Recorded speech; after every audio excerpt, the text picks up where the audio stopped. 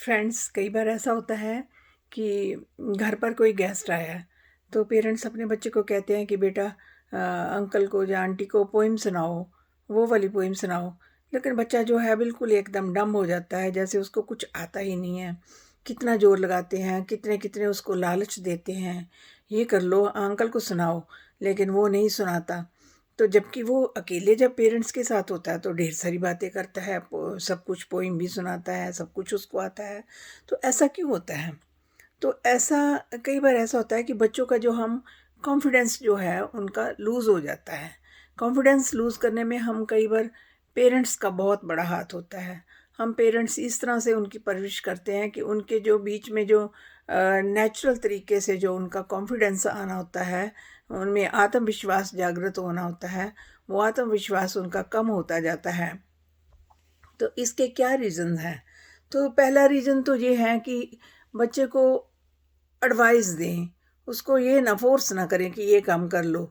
मान लो बच्चे का टीवी देखता जा रहा है, मोबाइल चला रहा है या टीवी देख रहा है, तो बच्चे को बोलें कि पढ़ने का टाइम हो गया है, टीवी छोड़ दो और पढ़ो। तो ये उसको हमने हुक्म दे दिया, ऐसा नहीं होना चाहिए। उसको एडवाइस करें, उसको पूछें कि बच्चे आप टीवी देख रहे हो, पढ़ने की स्टडी जो है 4 बजे शुरू करनी है या साढ़े 4 बजे करनी है या 5 बजे करनी है, इसमें से एक चुन लो। फिर बच्चा जो चुनेगा उसके बाद वो अपने आप टीवी भी बंद करेगा। उसको ये पता होगा, उसको खुद डिसीज़न लेना होगा कि मैंने खुद ही कहा हुआ है कि साढ़े 4 बजे या 5 बजे मैं अपनी स्टडी शुरू कर दूँगा, तो ऑटोमेटिकली टीवी को बंद कर देगा। सिमिलरली बच्चा खाता नहीं है कुछ भी, कुछ आप बनाकर देते हैं, कोई अच्छी डिशेज़ बनाकर देते हैं, वो भी नहीं खाता, तो पहले ही बच्चे को चॉइस पूछ लें। जैसे उसका लंच तैयार करना है या डिनर तैयार करना है, तो उससे पूछ लें कि आज खाने में क्या बनाना है। कई बार तो बच्चे बच्चे से अगर हमेशा ही पूछेंगे, तो कई बार बच्चे को स्कूल के लिए पूछते हैं कि आज क्या साथ में लेकर जाना है, तो बच्चा कह देगा मुझे मैगी लेकर जानी है या मुझे कोई जंक फूड कोई ऐसा अपना बोल देगा। लेकिन हर बार हम बच्चों पर डिपेंड नहीं, कभी कभी तो हो सकता है कि उसको मैगी या ये दे दें, लेकिन उसको हेल्दी चॉइसेस दें। 3-4 उसके आगे चॉइसेस रखें कि इसमें से कुछ एक चुन लो, मैं वो बना दूंगी। तो फिर बच्चा उसमें से एक चॉइस आपकी ज़रूर सुनेगा। और क्या होता है कि बच्चे जो 3 साल तक बच्चे आते, 3-4 साल तक आते-आते ना बच्चे में कुछ अपने आप ही उसमें कुछ डेवलपमेंट होनी शुरू हो जाती है। तो वो कुछ सीखने की उसके अंदर इच्छा जागृत होती है। लेकिन कई बार हम पेरेंट्स जो है अपने क्योंकि इतना बिज़ी होते हैं, तो बच्चे की इच्छा को हम दबा देते हैं। तो वो फिर वो इच्छा जो है उसकी वही की वही दब जाती है, और उसके माइंड में ही रह जाती है। अभी मैं एग्ज़ाम्पल देती हूँ अपनी नाती की, only she is 3 years old. तो उसके अंदर जो है पता नहीं कहाँ से ये उसकी इच्छा जागृत हुई कि स्पेनिश सीखना है। तो 1-2 बार उसने अपने पेरेंट्स से पूछा कि शिव को क्या कहते हैं स्पेनिश में, या कोई और वर्ड पूछ लिया, वॉल को क्या कहते हैं, she is just 3 years old. तो पेरेंट्स को खुद स्पेनिश नहीं आती। तो पहले उन्होंने ऐसे ही बच्चे को टालने के लिए कुछ झूठ बोल दिया कि ये कहते, वो कहते। फिर से उन्होंने ये डिसाइड किया कि हम बच्चे को झूठ क्यों बोलें।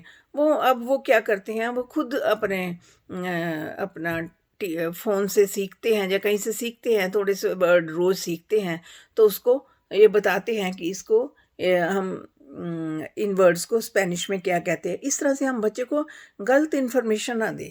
बच्चे को हमेशा सही इन्फॉर्मेशन के साथ फ़ीड करें, और जैसे-जैसे उनको बताते जाएँगे उनका कॉन्फिडेंस जो है बढ़ता जाएगा।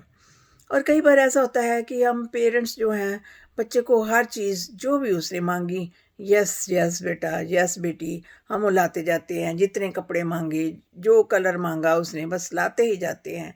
जो टॉय मांगा, अगर हमारे साथ मॉल में गया है, जो भी टॉय मांगा उसको हम लेकर देते जाते हैं, रुकते नहीं हैं। क्योंकि ऐसा होता है कि हमारे मन में कहीं न कहीं बैठी होती बात कि हमें बचपन में ये चीज़ नहीं मिली थी, तो हम अपने बच्चों को तो ज़रूर देंगे। तो अपने बचपन की जो कमी है, उस टाइम को पूरी करने के लिए हम बच्चों में ढूँढते हैं वो चीज़। और कई बार ऐसा होता है कि हम ऐसा करते-करते क्या कर देते हैं कि हमें जो बचपन में मिला होता है, वो हम बच्चे को दे नहीं पाते, और जो चीज़ नहीं मिली होती, उसको हम इस तरह से पूरा करते हैं।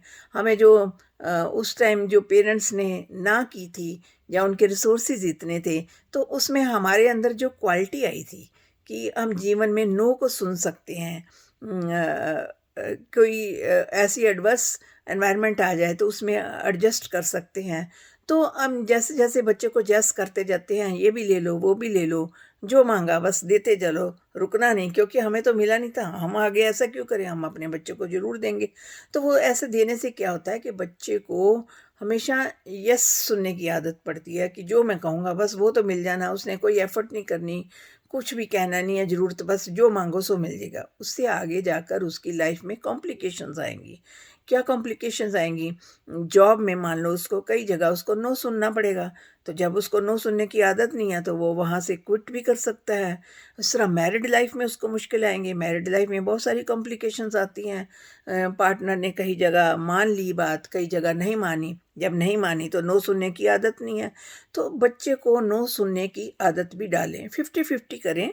बच्चे को कुछ चीज़ें उसकी पूरी करें, और कुछ चीज़ें जो हैं उसकी उसको या पोस्टपोन कर दें, या उसको नो कहना सिखाएं, ताकि उसको पता हो कि ये चीज़ें हर जीवन में हर चीज़ जो है एकदम कहने से नहीं मिलती, कुछ उसके लिए एफर्ट करना पड़ता है।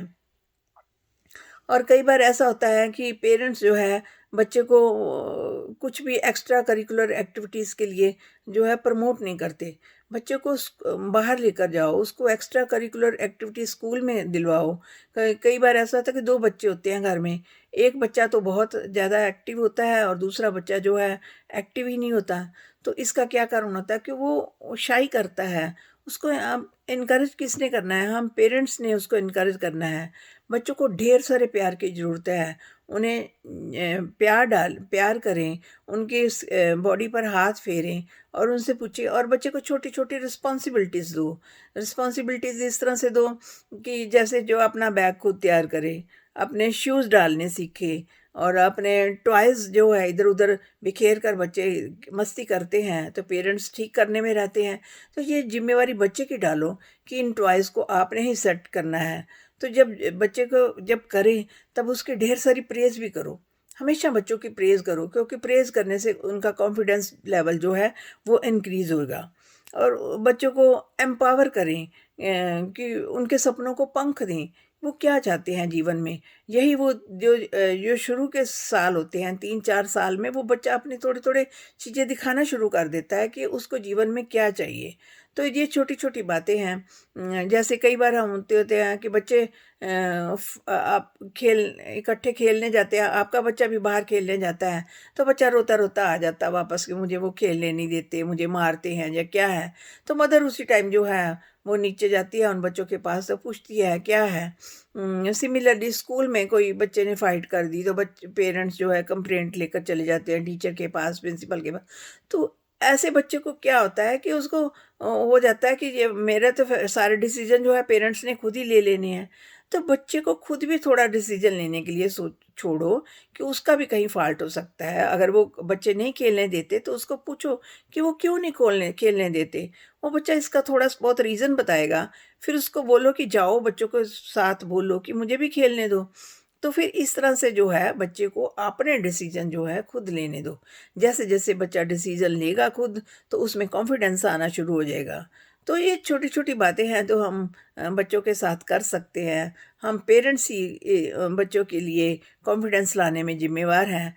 तो दोस्तों आज हमने बात की थी कि बच्चों में कॉन्फिडेंस किस तरह से आ सकता है, बच्चे किस तरह से अपना डिसीजन जो है खुद ले सकते हैं, अपने आप को एक्सप्रेस कर सकते हैं।